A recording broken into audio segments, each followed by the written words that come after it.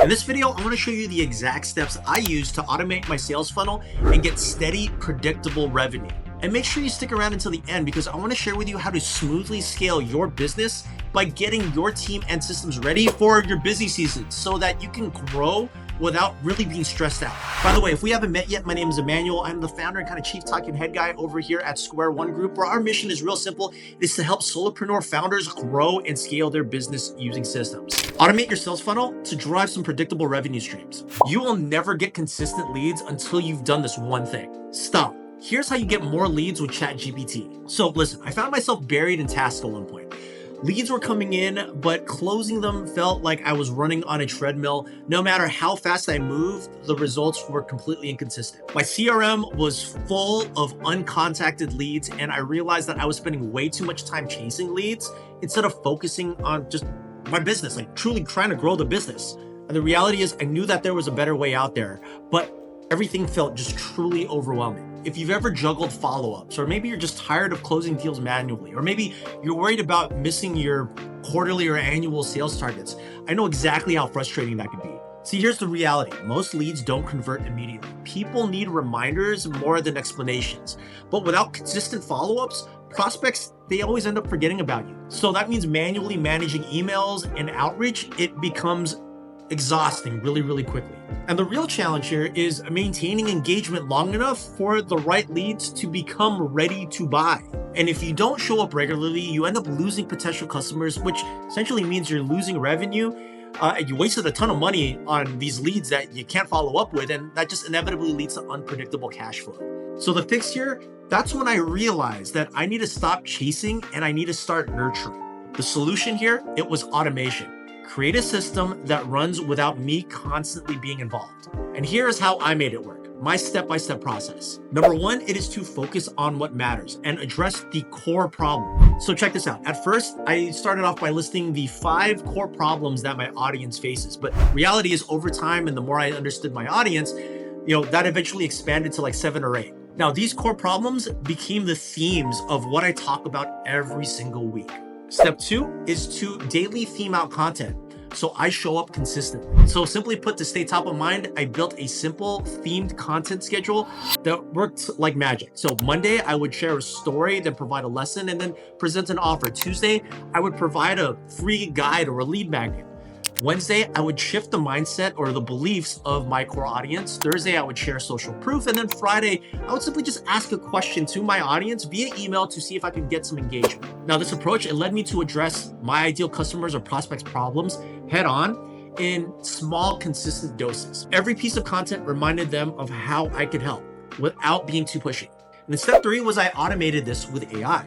Bottom line, it's all about working smarter, not harder. So what I did was I took these steps and I took it a step further by training up a ChatGPT model to sound like me. From there, I created prompts for it to generate email sequences and social media posts that align with each week's theme. And then once that content was ready, I simply just had someone on my team just schedule out all the content ahead of time. And every post or every email led to a single call to action, which was typically to my Calendly link where I would propose prospects to book some time to talk or some time to chat and see if I can help them out. And because I was able to create this ChatGPT model to sound like me, it was consistently working in the background. Like my other team members knew exactly what to do and how to execute it. And that really allowed me to focus on other income producing tasks and inevitably free up my time. Step 4 is to let the system work for you. And the reality is this particular strategy over time, over a given amount of time, it eventually paid off. Prospects who saw my content regularly started responding to it on their own. And when they were truly ready for someone to actually take action and solve their problems, they already knew that they can trust me because they constantly saw me appearing in their world on a daily basis. They would book calls straight from the emails or the posts, which really allowed me to see appointments on my calendar without actually lifting any fingers. Now, the reason that this worked so well is simply because of understanding how the value seesaw works. And it goes a little something like this. When you get a lead, let's imagine this one lead weighs 100 pounds. And the idea is that we want the seesaw to swing the other way so the lead raises their hand, they make themselves known to you, and you eventually land your next customer or client. But in order to do that, what essentially we need to do is we just need to appear in their world on a regular basis. So that means, hey, maybe tomorrow I send out an email. Now, unfortunately, that email only weighs 5 pounds. It's not enough to swing the seesaw. But if every single day, for 365 days out of the year, I'm constantly appearing in their world, then something magical happens. That 5 pounds starts compounding and it turns into 105 pounds, and guess what happens? The lead on the other end, they raise their hand, they make themselves known to you, and voila, you end up landing your next customer. The results, predictable sales, less stress. Listen, by the end of the quarter, I noticed a huge shift. My sales became more predictable. I wasn't just spending hours chasing leads, and I could focus on really bigger goals like running and managing the team and getting delivering for my clients, getting them what they promised when they signed up to work with me. Now, best of all, every call that I had with a prospect felt a heck of a lot smoother because they are already primed and familiar with my business. And the reality is they're actually really already ready to buy. Comment the words leads if you want my exact playbook on how I set up all the automations and got this done. Want to learn exactly how I trained ChatGPT to sound like me? Comment the words AI and I'll send you over my prompt guide. Streamline marketing campaigns with automation tools. Want to scale fast and finish the year strong? Here's how. See, a few months ago, I realized that even though I had great content, I wasn't seeing the results that I expected. I was posting here and there, an email once a week, or maybe a social media post every other day, but it felt like it wasn't getting anywhere. My brand wasn't staying on the top of mind with my audience. So because of that, leads would come in, but I would struggle to nurture them, and I missed out on a ton of really great sales potential opportunities because I couldn't keep up with the follow-ups. Listen, staying visible across multiple platforms can feel like it is an endless task. You see, without a system in place, all the effort that we do is just really inevitably scattered, and it's really, really hard to maintain consistency. That's when I decided to automate my sales funnel and all of my marketing campaigns. See, here's the problem. If you're not showing up regularly where your audience is, whether it's in their inbox or Instagram or YouTube, they are going to forget about you. And when they finally need a solution, they won't think of you first. That's just the hard truth. And manually managing every single email, every single post, and every campaign across multiple platforms, it is exhausting and it is time consuming. Even with the best intentions, it's real easy for things to slip through the cracks, creating gaps in your marketing and sales efforts. And this lack of consistency makes it hard to nurture leads effectively and achieve predictable sales. So bottom line, you risk out on opportunities just because you aren't in the right place at the right time. So here's the quick fix. The key to scaling fast and finishing the year strong is automation and content repurposing. This approach makes sure that your brand is visible across all of the major channels without you having to manage every single one of them every single day. And here's how it works. Step 1, automate your marketing campaigns. Use automation tools to schedule out your marketing content in advance. So that means using things like ChatGPT to create emails or social media posts and videos that align with your audience needs. And then you batch schedule, which essentially means scheduling out emails and posts across all of the major platforms like Instagram, Facebook, YouTube, email, whatever it may be. And this system makes sure that you show up every single day, either in your audience's inbox or your feed. And it's constantly working, even if you're not really working that day. Step 2, repurpose content across the different channels.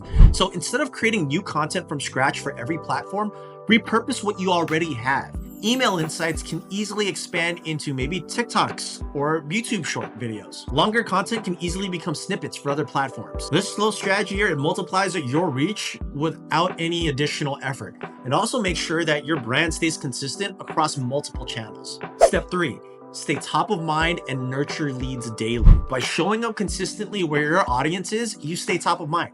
Even if they aren't ready to buy now, they'll remember you when they need your product or service. Your automated campaigns will keep nurturing those leads in the background, building a ton of trust and hopefully some familiarity of who you are over time. Now, if you're interested on how this whole automation thing looks like, comment the word scale and I'll give you the entire roadmap. Use batch processing and task prioritization to scale efficiently. Want to finish this year strong? It starts with how you manage your time, and here's how to do it. So after automating a lot of my sales funnel tasks and streamlining my marketing campaigns, things started to run a little bit more smoothly. And that's when a new challenge popped up. I was still spending a ton of time on low impact tasks. Those were things like client meetings or sales calls or admin work, and they were just eating up into all of my productivity time. I knew these things were important, but they were holding me back from what I do best, which is to focus on the big picture and, driving the vision and mission of the business to really scale it. And it felt like every single day was just reacting to a bunch of tasks on my to-do list or whatever my team members would give to me as a fire that I needed to put out. Now, even though I had a ton of really good systems in place, I was still the bottleneck, and that was limiting how fast I can grow the business. The problem here is that When you try to juggle everything, client meetings, content creation, emails, and sales calls, it's easy to get overwhelmed. But not every task is equally valuable. Some tasks bring in revenue, while other tasks can and should be delegated. Now, without having a clear system for prioritizing what matters the most, you end up doing just busy work and not actually work that's designed to drive growth. And if you don't plan ahead, it's really easy to spend the whole year rushing to finish tasks. And there's very little progress because of that towards your long-term goals. And this is why batch processing and prioritization is essential. They help you stay focused and efficient even during those points of time when your time is just being demanded from everybody. The fix here, it's real simple. And I found the answer through a method inspired by this really great book. It's called Shape Up by the guys that created Basecamp. You know, that project management application? The key to staying productive isn't trying to do everything all at once. It's planned ahead and broken within focused cycles. Number one is that I work in 6-week cycles. Instead of setting vague annual goals, I break work into 6-week cycles. Each cycle is dedicated to a specific goal or a project. 6 weeks on, focus primarily on execution of whatever that goal is, and I prioritize that. And then I take 2 weeks off to reflect and review, and then to plan the next cycle. The structure ensures that I'm always working on high impact tasks without ever avoiding burnout. Then the 2 weeks off, they help me refocus and identify what the next most important thing is that I need to really hone in on for my business. Step 2 is to prioritize what moves the needle. So at the start of every 6-week cycle, I ask myself 3 questions. Number 1 is, does this task generate revenue? Number 2 is this something I enjoy doing, or can I delegate it? Number 3 is, will this task remove me from day-to-day operations? If the answer is no to any of these questions, I delegate or automate.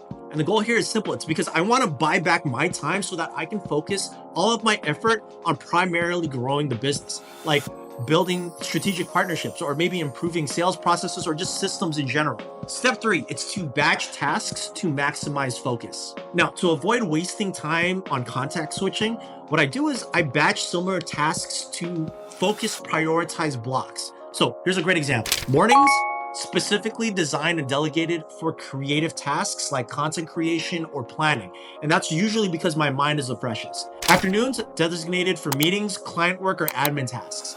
This way, I stay focused on one type of task at a time, which helps me get a lot more done in a lot less time. Step 4 is to map out tasks on my calendar in advance.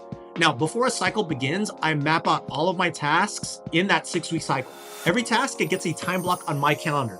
So whether it be creating training materials for new systems or for new team members, maybe it's onboarding an onboarding system for new hires, or maybe it's working on strategic partnerships. Having a clear roadmap ensures I know exactly what to focus on every single day, and it's pre-planned in advance. Now, by batching tasks and prioritizing high impact work and using the 6-week cycles, I've been able to scale the business successfully and efficiently. I no longer feel bogged down with small tasks or really reactive work. And with a clear plan in place, I spend a bunch of my time really focused now on what matters the most, which is driving revenue and scaling operations. I've also removed myself from a bunch of my day-to-day tasks by delegating responsibilities to my team. And this allows me to focus on new opportunities while I know that the business is still running smoothly and I don't constantly have to be involved. Tag a friend who needs to hear this. Monitor and optimize in real time for continuous growth. Stop. If you're not tracking progress, you're running your business the wrong way. My key to success is to measure progress as it happens and to give the team ownership. Here's how. Now, without tracking progress consistently, things could still fall through the cracks. A project that seems on track today could be completely derailed within a week if no one's paying attention to the key metrics. So I needed a way to track progress in real time and ensure everyone on my team was properly aligned with what we're tracking, what the goal is. And that is when I introduced scorecards and real-time monitoring. And it made a world of difference in keeping the business healthy and growing. Now, the problem that I face, it's this. In any business, if progress isn't monitored regularly, then small issues can build up until they become major problems. And without a system to track key metrics, it's easy to lose sight of what's working and what's not working. So by the time you notice things that are off track, it might be too late to course correct, leading to missing targets and really frustrated team members. The challenge here is to find a way to track progress without micromanaging. Each person needs to take responsibility for their part while leadership keeps an eye on the bigger picture. So the fix here is simple. The key to staying on top of everything is to measure progress in real time and empower your team to take ownership of those metrics. So here's how I did it. Number one, assign scorecards to every team member. Each team member gets a personal scorecard with specific metrics that they are responsible for. This means every day they update the numbers, every week they review the scorecard and give a color grade, green being on track, yellow being slightly off track, and red being completely off track and it needs some urgent attention. Now, if something is yellow, the team member must figure out how to fix it themselves first.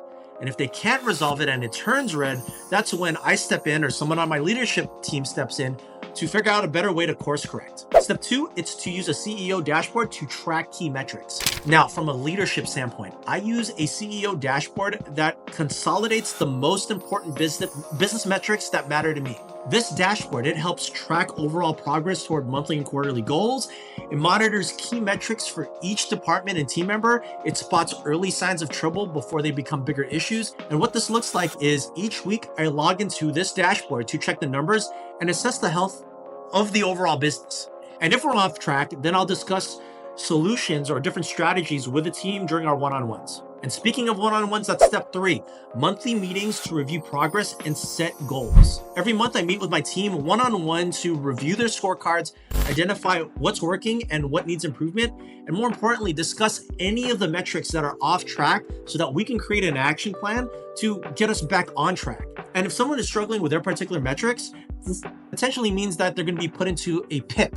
A PIP stands for a performance improvement plan, and it's designed to help them get back on track. Now, if they perform well, we'll talk about some new goals and some new responsibilities and maybe even some bonuses to keep them motivated. And the results are this. We end up with a more empowered team and more predictable growth. With real-time monitoring, everyone knows exactly where they stand. The team feels empowered to take ownership of their own responsibilities. And then I also have a clear view of the business's health without micromanaging, which is beautiful. And this system ensures that we're always improving, that we're catching problems early, and that we're staying on track towards our goals. If you're wondering what my scorecard looks like, comment the word scorecard and I'll send you over a template. Scale operations seamlessly by preparing teams and systems for peak seasons. If your business depends on you, it's time to do this. New hires feeling lost? Here's how to train them to hit the ground running. If you're struggling to keep your team accountable, try the scorecard method. At one point, I realized that I was way too involved in the day-to-day operations of my business. Client meetings, problem solving for team members, task management, it all depended on me, which ended up becoming exhausting, especially during our really busy periods. And as the business grew, it became clear that what I had created was just not sustainable.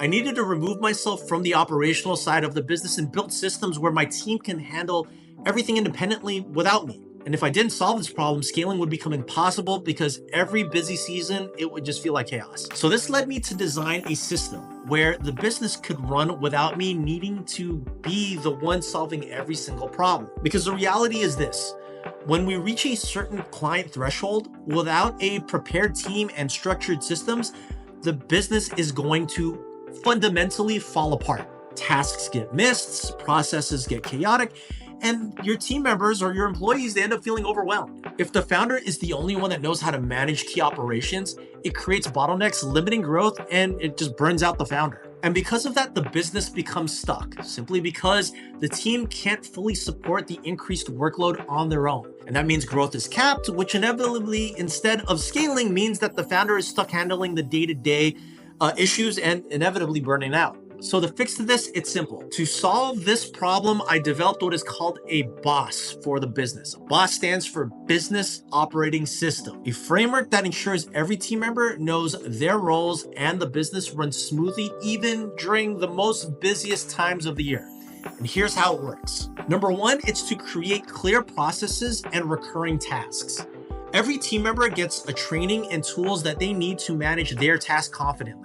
So there's a training hub, and every new hire is essentially redirected to this training hub so they know exactly what to do on a day-to-day basis. We also break down tasks between whirlwinds and one-offs. So whirlwind is a task that recurs every single day, week, or month, and it just keeps the operations going. A one-off task, it's a unique project, and they're usually managed within the same system. And this is specifically because it allows for clarity and responsibility for every single one of the tasks. And this structure ensures that everyone knows exactly what to do without me being the bottleneck for instructions. Step 2, I use scorecards to track progress and accountability. Each team member is assigned a weekly operations scorecard to track their own progress. The scorecards are reviewed regularly with tasks marked green for on track, yellow for slightly off track or that need attention, and red for they're off track and they need some immediate attention. My operations manager, Marie, she monitors all of the scorecards to make sure that all the tasks are completed on time.